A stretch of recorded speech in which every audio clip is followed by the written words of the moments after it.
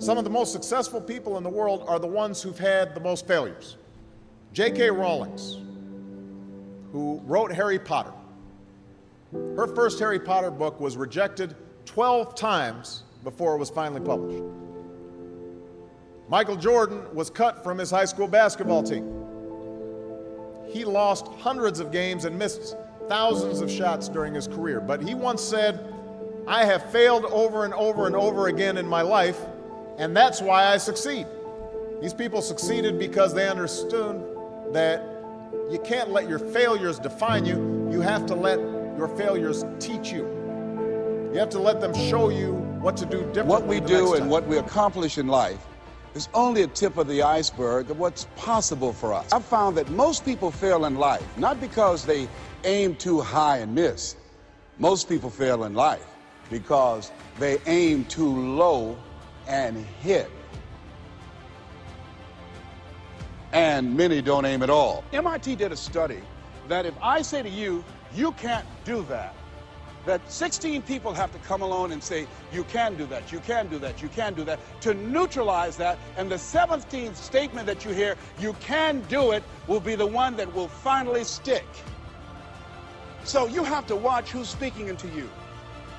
You've got to begin to monitor your mind, and you've got to begin to literally be proactive in programming yourself to success. Be ye not conformed to this world. Be ye transformed by the renewing of your mind. You've got to take responsibility to make that happen. I've actually always found something to be very true, which is most people don't get those experiences because they never ask.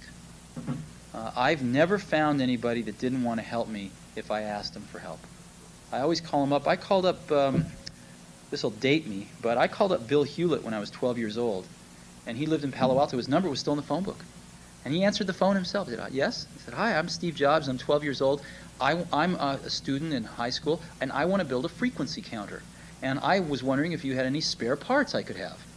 And he laughed, and he gave me the spare parts to build this frequency counter, and he gave me a job that summer in Hewlett-Packard, working on the assembly line, putting nuts and bolts together on frequency counters. He got me a job in the place that built them.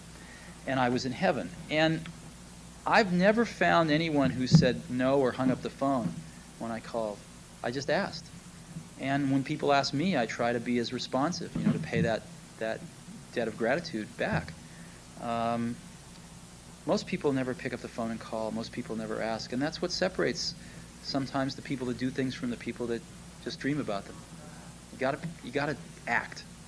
And you've got to be willing to fail. You've got to be willing to crash and burn. With people on the phone, with starting a company, with whatever.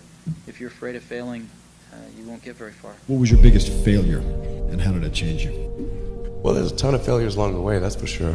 As I said, for SpaceX, the first 3 launches failed, and we're just barely able to scrape together enough parts and money to do the 4th launch. If that 4th launch had failed, we would have been dead. So multiple failures along the way. I tried very hard to get the right expertise in for SpaceX. I tried hard to find a great chief engineer for the rocket, but the good chief engineers wouldn't join, and the bad ones, well, there was no point in hiring them. So I ended up being chief engineer of the rocket.